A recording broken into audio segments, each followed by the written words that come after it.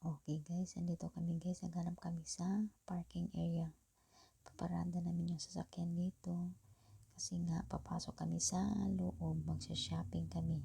Dito sa La Cañada Shopping. So yan guys, papasok kami dyan. So yan nga guys, marami na akong nakuha yan guys. Hindi ko na pinakita yung video ko kasi nga kasama ko si Amo. So yan, 9 euro.